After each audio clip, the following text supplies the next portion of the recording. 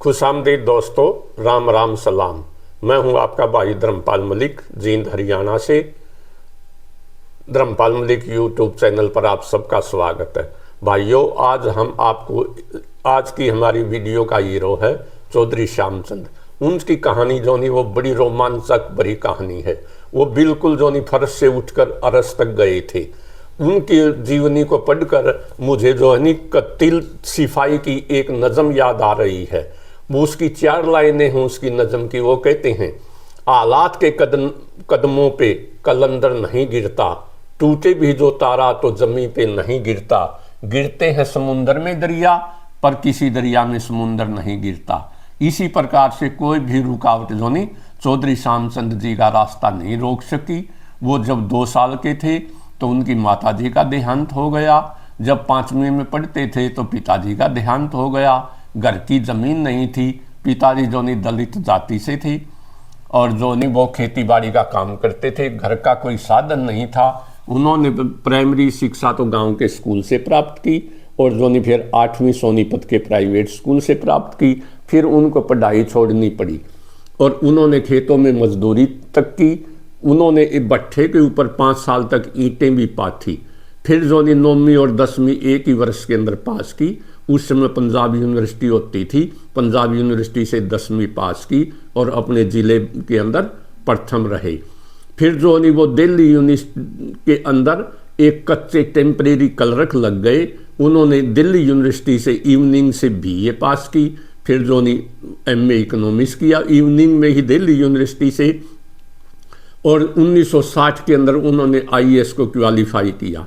2 साल तक नौकरी की लेकिन उसको छोड़ दिया। फिर वो BHEL भेल के कार्यालय में लंदन में जो नहीं चले गए उसके मैनेजर बन के। वहाँ उन्होंने इंग्लैंड की IAS जिसको सिविल सर्विस कहते थे वो पास की। इंग्लैंड में फिर जो नहीं ऑफिसरी की, अफसर की नौकरी की। लेकिन चाइना के एक शायर ने लिखा ली सुंग ने कि नौकरी वो बंजर भूमि है जो जवानों की जवानियों को दफनाई देती है। नौकरी वो बंजर भूमि है जहाँ जवानों की जवानियाँ दफनाई जाती हैं। चौधरी श्यामचंद जो नहीं वो फ्रीलांसर आदमी थे। कोई भी बंधन उनको बांध नहीं सकता था। जॉर्ज बर्नार्ड शा कहते man is born free but everywhere he is in chains. लेकिन वो चेन्स को तोड़ने वाले आदमी थे।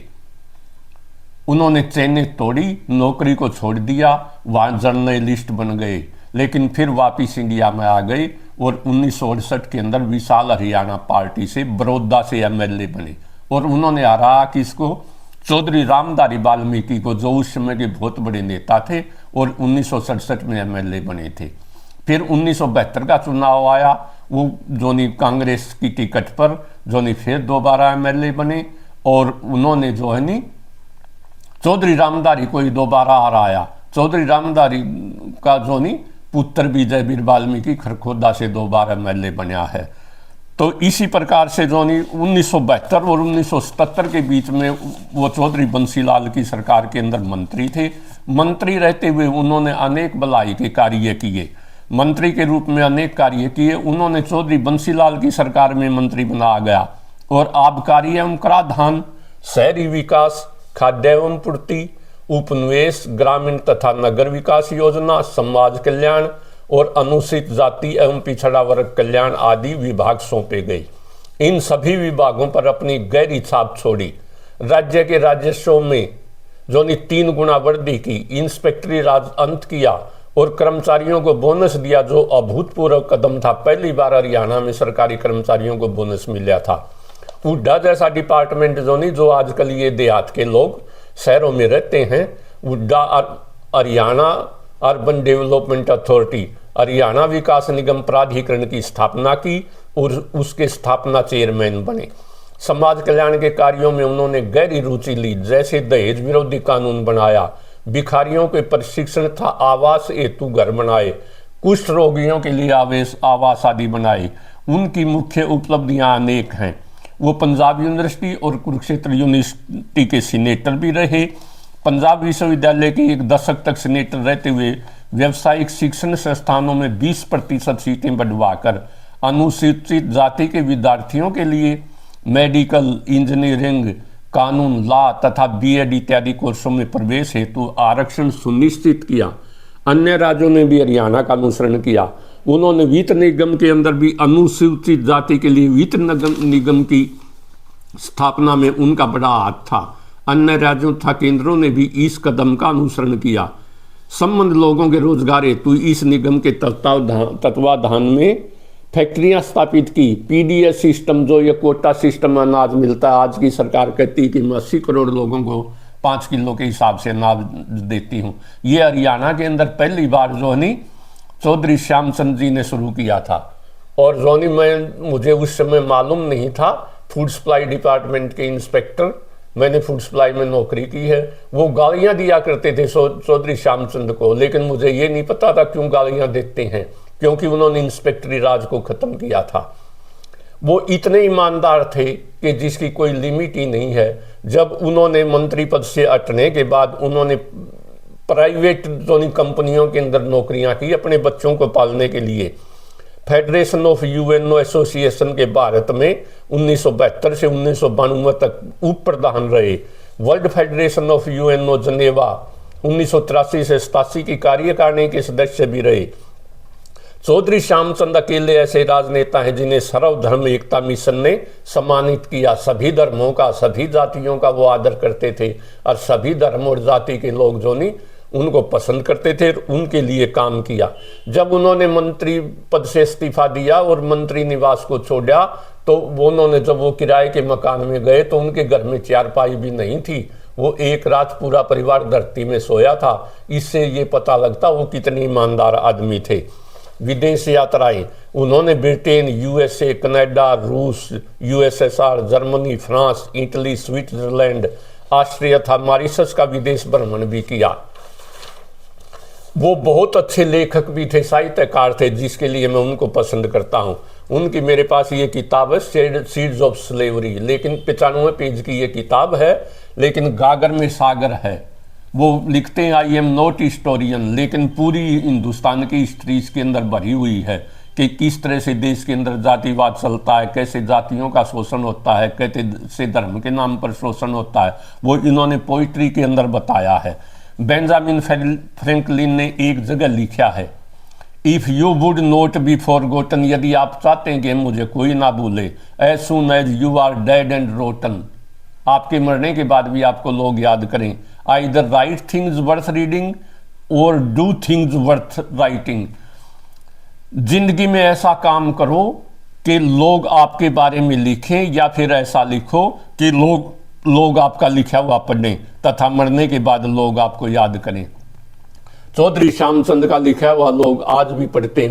उनकी 2 किताबें प्रसिद्ध हैं, एक तो ये सीड्स ऑफ स्लेवरी और दूसरी है सैफरन फैसिज्म, भगवा फासिस्टवाद। वो कोई ले गया मेरे पास से किताबें, और जोनी किसी भाई के पास आजकल वो किताब अवेलेबल भी नहीं है मार्केट में, रेयर बुक है। अगर किसी भाई के पढ़े लिखे के पास हो, मैं तो इतना टेक्नोक्रेट नहीं हूं, तो वो इसका पीडीएफ डाल ले इस किताब का, ताकि दूसरे भाई भी पढ़ सके। तो उनके जो अनेक आर्टिकल छपते रहते थे मेन स्ट्रीम मैगजीन के अंदर। मई 2012 में उनके 2 लेख भी छपे थे, 11 से 17 मई 2012 और 25 से 31 मई 2012। एक आर्टिकल का हेडिंग था, can democracy survive in capitalism, क्या पूंजीवाद के अंदर लोकतंत्र जिंदा रह सकता है। आज ये हर आदमी की जुबान पर ये है, लोकतंत्र खतरे में है। इस तरह के खतरे उन्होंने 2012 के अंदर बता दिए थे। कपिल सिब्बल जो ने वो भारतीय सुप्रीम कोर्ट के एक बहुत बड़े वकील हैं, तो कपिल सिब्बल ने उनकी किताब दी सैफरन फासिज्म को सुप्रीम कोर्ट में पेश किया। राहुल गांधी ने आरएसएस के बारे में कह दिया था कि नथुराम गोडसे आरएसएस का मेंबर था, उनके खिलाफ डिफेमेशन का केस डाल दिया गया। श्री कपिल सिब्बल ने अपने जवाब में श्री श्यामचंद की किताब भगवा फासिस्टवाद का हवाला दिया और सुप्रीम कोर्ट ने माना। यह कहानी बिजनेस स्टैंडर्ड नामक अखबार में 24 अगस्त 2016 को छपी है। ये कपिल सिब्बल जी का जो नहीं वो जवाब जो उन्होंने कोर्ट में दिया मेरे पास है, और इसके अंदर ये जो है नहीं ये बीएस बिजनेस स्टैंडर्ड अखबार में 24 अगस्त 2016 को छपी है। इसके अंदर कपिल सिब्बल लिखते हैं, quoting the book saffron fascism written by Shyamchand to state that Mahatma Gandhi assassin Nathuram Godse was a Rashtriya Swayamsevak Sangh supporter. The Congress today reiterated that party Vice President Rahul Gandhi never accused the institution of being responsible for killing a father of the nation. वो coat करते हैं ये कपिल सिब्बल अपने जवाब के अंदर. There is a book titled Saffron Fascism written by Shamchand and published by AIM Kund Publishers as its first published edition in 2002. It said, Nehru wrote a letter to Home Minister Sardar Patel on February 26, 1948, suggesting that Mahatma Gandhi's murder was part of a much wider campaign organized chiefly by the RSS.